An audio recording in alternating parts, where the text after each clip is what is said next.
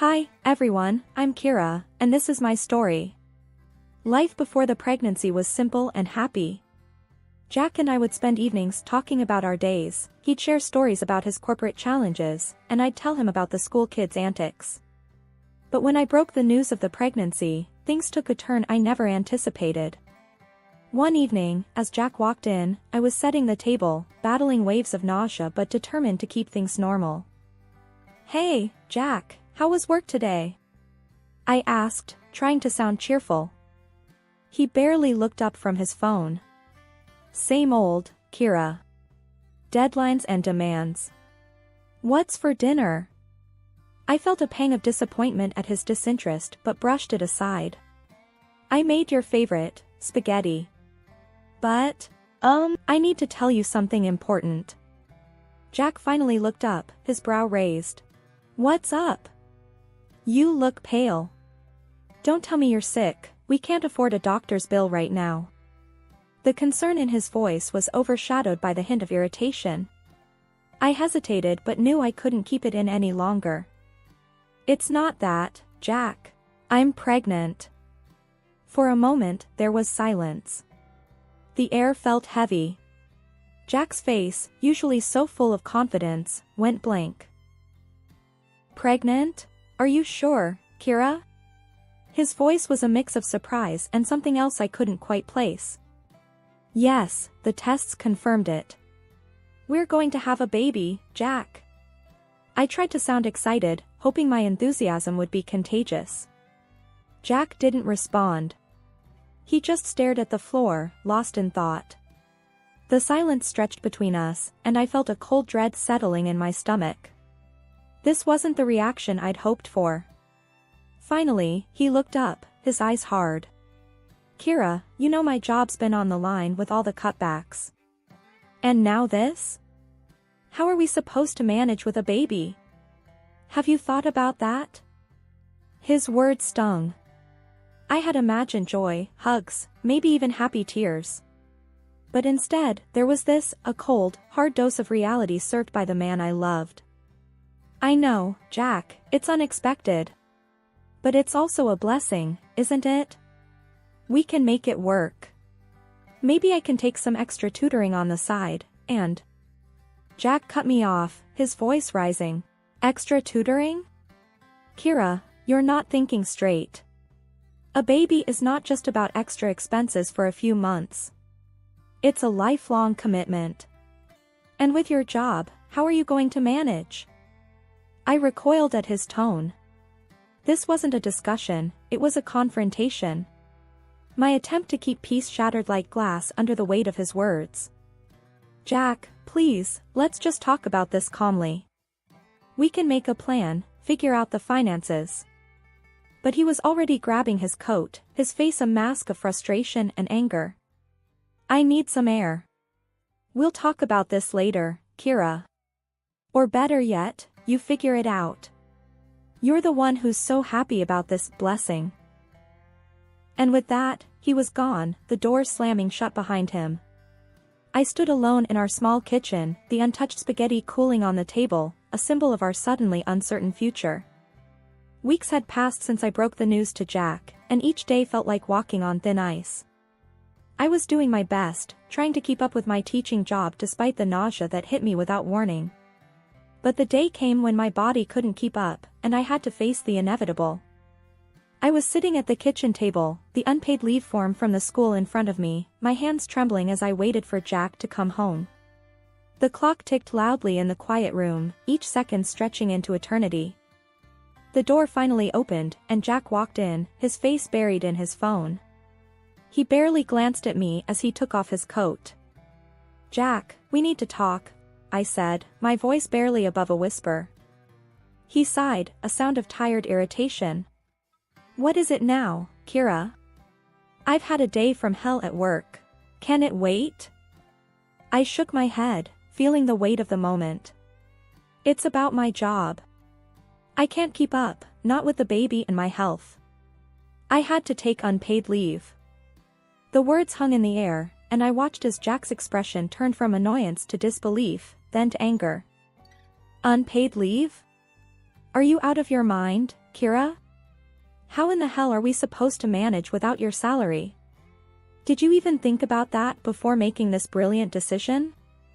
His voice was rising, each word a sharp jab at my already fragile state.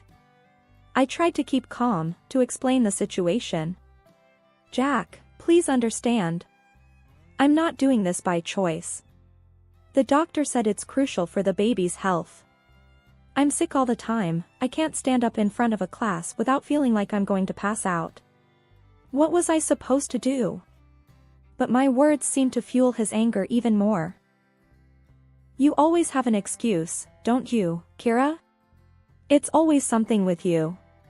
First, you bring this surprise pregnancy on me, and now this? What's next? Are you going to tell me you can't even take care of the baby once it's here? His words stung like venom, and I felt tears pricking my eyes. This wasn't the Jack I knew, the man I had married. Jack, please, you're not being fair. I'm doing the best I can. It's not like I'm sitting around, enjoying this. Do you think I like being sick, feeling weak all the time?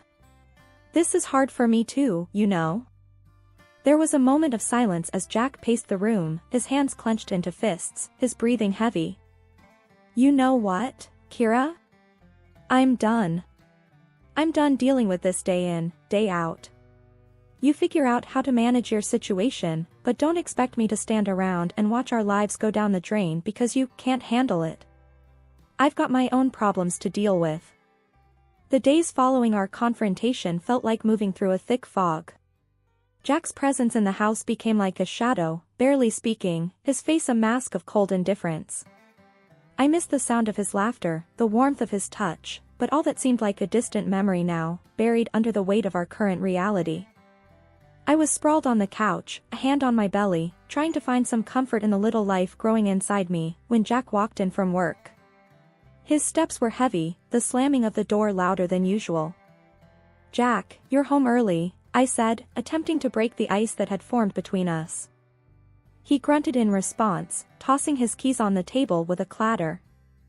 Yeah, well, not like there's anything better to do. Can't exactly go out with the guys knowing I've got a whole circus to deal with at home. His words were like daggers, and I felt my heart sink. Jack, I don't know what to say anymore. I'm trying here, really trying. But it's like nothing I do is right in your eyes. He let out a dry laugh, void of any humor. Right? Kira, let's not kid ourselves. You lying around all day while I bust my ass at work, that's not trying. That's you taking a vacation at my expense. I couldn't believe what I was hearing. This wasn't the man I married. Vacation? You think this is a vacation for me? Being sick all the time, feeling like I'm a burden to you? This is a nightmare, Jack.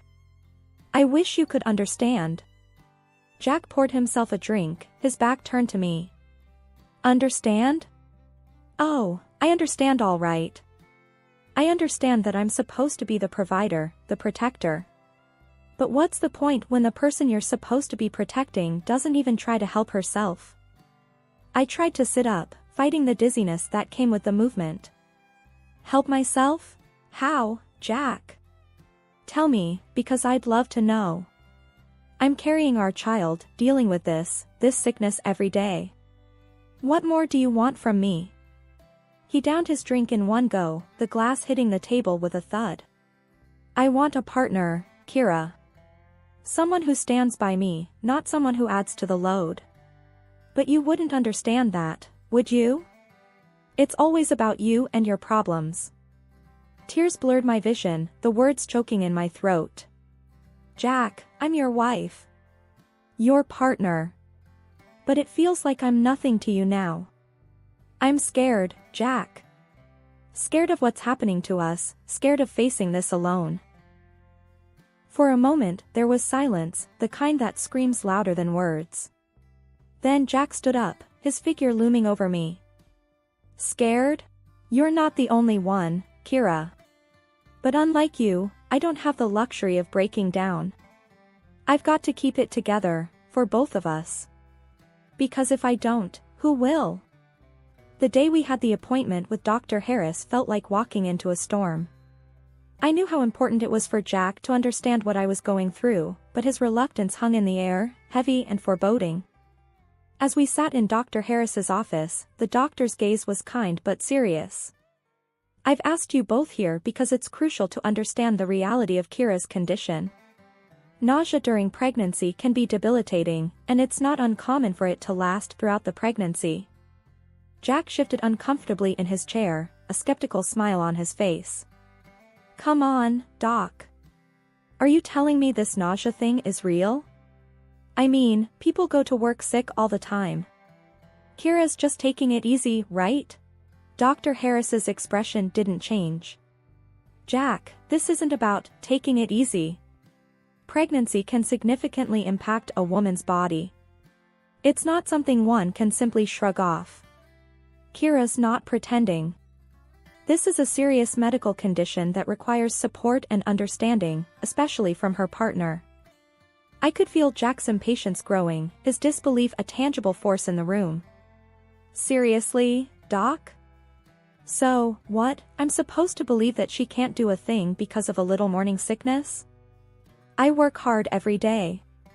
It's not like I can just call in sick whenever I feel like it. Dr. Harris leaned forward, his voice firm. Jack, this isn't a little morning sickness. This is a condition that is affecting Kira's health and well-being.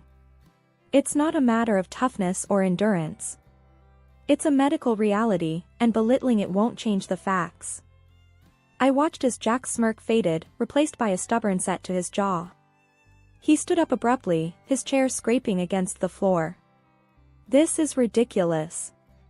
I don't have time for this. Kira, you're a grown woman. Stop acting like you're the only one who's ever been pregnant. Dr. Harris tried to interject, but Jack was already at the door. I'm sorry, Doc, but I'm not buying it. She's just avoiding work and chores, and now you're telling me to pamper her? That's not happening. And with that, Jack walked out, leaving a heavy silence in his wake. Dr. Harris looked at me, his eyes filled with concern. Kira, I'm sorry. But please know, you're not alone in this. We'll find a way to manage your symptoms and get you the support you need. I nodded, the lump in my throat making it hard to speak.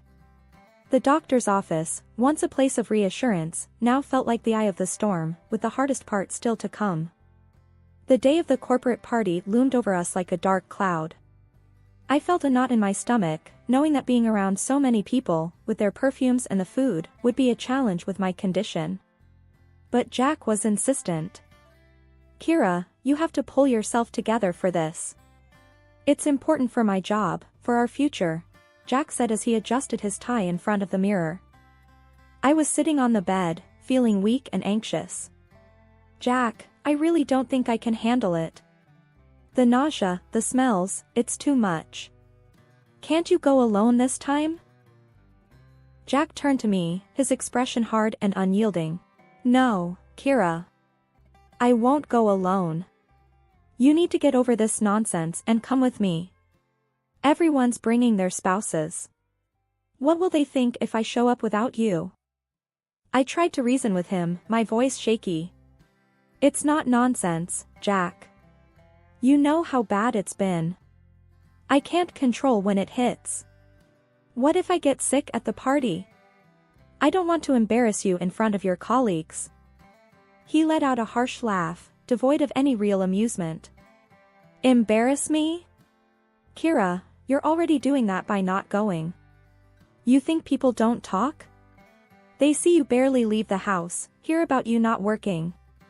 Now you want to add to the gossip by making me go to this party alone. The accusation stung, and I felt tears welling up in my eyes. That's not fair, Jack. I'm struggling every day. This isn't about gossip, it's about my health, our baby's health. Jack's face softened for a moment, but the hardness quickly returned. Your health? What about my health, Kira? My career? You think I don't have enough on my plate? Now suck it up, get dressed, and let's go. We're already late. Feeling defeated and scared, I slowly got up and started getting ready. The drive to the party was silent, the tension between us thick enough to cut through. As we walked into the building, the noise and the smells hit me like a wave. My stomach churned, and I felt the color drain from my face. Jack was busy greeting his colleagues, a forced smile plastered on his face. "Jack, I really don't feel good," I whispered, clutching his arm. He looked at me, annoyance flashing in his eyes. "Not now, Kira. Just try to get through the evening. It's important for me." But it was too much. The room started spinning, and I knew I was going to be sick. I tugged at Jack's sleeve, desperation in my voice. "Jack, I need to get out of here. Please." That's when it happened. Jack's grip on my arm tightened, and he pulled me away from the crowd, hissing in my ear. "You just can't help yourself, can you? Always making a scene. Just go, then. Get out of here if you're going to be like this." He dragged me out into the corridor, his grip bruising my arm. I could barely stand, the nausea overwhelming me. "Jack, please, I can't." But he was relentless. With a rough shove, he pushed me towards the exit. "Walk home, Kira. And don't you dare come back until you've learned not to embarrass me like this." Leaning against the cool wall of the hallway, I struggled to catch my breath, the taste of humiliation and nausea bitter in my mouth. The bright lights of the party seemed a world away, and in that moment, I felt utterly alone. But then, the sound of approaching footsteps broke through my daze. "Ma'am, are you all right?" The voice was deep, tinged with genuine concern. I looked up to see an elderly man standing before me, his eyes searching my face for an answer. I tried to muster a response, my words tangled with sobs. I'm not okay. My husband, he just doesn't understand." The man's expression turned stern, yet his voice remained gentle. "What's your husband's name, if you don't mind me asking?" Between shaky breaths, I managed to utter, Jack Harrison." A flicker of recognition crossed the man's face, but he quickly masked it with a nod. "I see. And why, may I ask, did he leave you out here all alone?" The concern in his voice was a balm to my frayed nerves. I found myself confiding in this stranger, telling him about the pregnancy, the nausea, and how Jack had dismissed my struggles and pushed me away. The man listened intently, his jaw tightening with every word I spoke. "That's no way for a man to treat his wife, especially in your condition. Jack ought to be ashamed. What kind of partner turns his back on his family when they need him most?" His words, spoken with such conviction, stirred something within me, a flicker of hope, a sense of validation I hadn't felt in a long time. I don't know what to do anymore. I feel so lost," I admitted, the weight of my situation pressing down on me. The man placed a gentle hand on my shoulder, his gaze steady and reassuring. "You're not alone. Not anymore. Come, let's find you a place to sit down and get some water. You need to take care of yourself, for your sake and your baby's." As we walked to a quieter area, I couldn't help but feel a surge of gratitude for this kind stranger's kindness.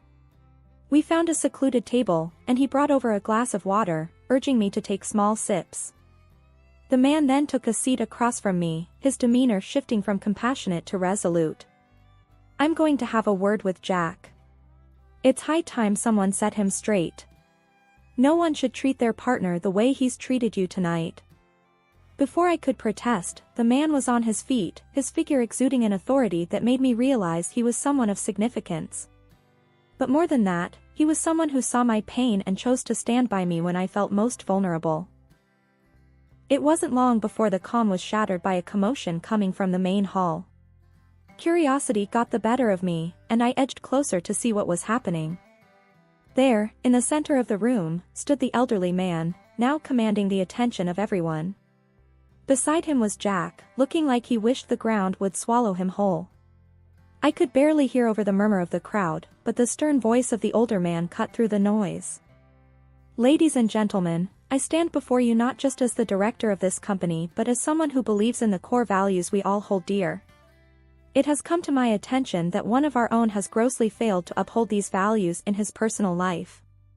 The room fell silent, every eye locked on the scene unfolding. Jack's face had turned an ashen color, his usual confidence nowhere to be seen. The director continued, his gaze unwavering. Jack Harrison, you have not only let down this company but also the very family you vowed to protect and respect. Mocking your pregnant wife, leaving her in distress, is behavior that I cannot and will not tolerate under any circumstances. I could feel the eyes in the room shifting between Jack and the director, whispers and murmurs filling the space with a mixture of shock and disbelief. Jack finally found his voice, though it was nothing more than a weak stammer. Sir, you don't understand. Kira, she's just overreacting. She's making it all up. It's not like it sounds. The director's eyes narrowed, his disappointment clear. Overreacting? Jack, you were seen manhandling your wife, dismissing her health concerns, and leaving her alone and unwell. Is that the kind of man you are? Is that the example you set? Jack seemed to shrink with every word, his usual bravado fading into nothingness. The crowd was watching, some with open disapproval, others with whispered conversations behind their hands. Sir, please, I didn't mean for it to. I was just stressed, that's all, Jack pleaded, his voice barely audible. The director shook his head, his decision made. Stress is no excuse for your behavior, Jack. Effective immediately, you are relieved of your duties at this company. I will not have someone who exhibits such disregard for their family representing us in any capacity. The finality in the director's voice left no room for argument. Jack stood there, defeated and alone, as the director turned his attention to the crowd. Let this be a reminder to all of us. Our actions, both in our professional and personal lives, reflect on who we are. Let's strive to be better, to support and respect those around us. As the director stepped down, the room erupted into a low buzz of conversations. Jack made a hasty exit, his fall from grace complete. The days following the party felt surreal, like I was living in a dream, or perhaps finally waking up from a nightmare. The silence in the house was no longer suffocating, it was peaceful, a space for me to breathe and gather my thoughts. Sitting at the kitchen table with a cup of tea, I watched the early morning sun paint the room with a gentle light. It was then that the doorbell rang, a sound that once would have sent a jolt of anxiety through me. But not today. Today, I felt a strange sense of calm. I opened the door to find Jack's director standing there, his face somber yet kind. Kira, may I come in? I nodded, stepping aside to let him in. Of course, please. As we sat at the table, the director folded his hands, his gaze meeting mine. I wanted to check on you, after everything that happened. And to talk about what comes next. I took a deep breath, the weight of his words settling in my heart. Thank you. It's been a lot to process. But I feel like it's time to move forward, to make some changes. The director nodded, a look of understanding in his eyes. That's a good mindset to have. And you won't be alone in this. The company has a support system for situations like these. We can offer counseling, legal advice if you need it, and financial support, especially with the baby on the way. The kindness in his offer brought tears to my eyes. I don't know what to say. Thank you. This means so much to me. He offered a gentle smile. It's the least we can do. No one should go through what you've been through alone. And as for Jack, he's been given the resources to seek help too. It's up to him to decide what to do with them. I nodded, a sense of closure washing over me. Jack's path was his to choose, but mine was clear now. It was time to rebuild, to create a new life for myself and my baby. The director stood, placing a business card on the table. If you need anything at all, you call this number. We're here for you, Kira. After he left, I looked around the quiet house, the walls echoing with the promise of a new beginning. I picked up the business card, running my fingers over the embossed letters. It was more than just a piece of paper, it was a lifeline, a symbol of hope. I took a sip of my tea, the warmth spreading through me. With the support of people who cared and the strength I had found within myself, I knew I could create a brighter future, a new dawn not just for me, but for the little life growing inside me. And as I watched the sun climb higher into the sky, I realized that this wasn't the end of my story. It was just the beginning.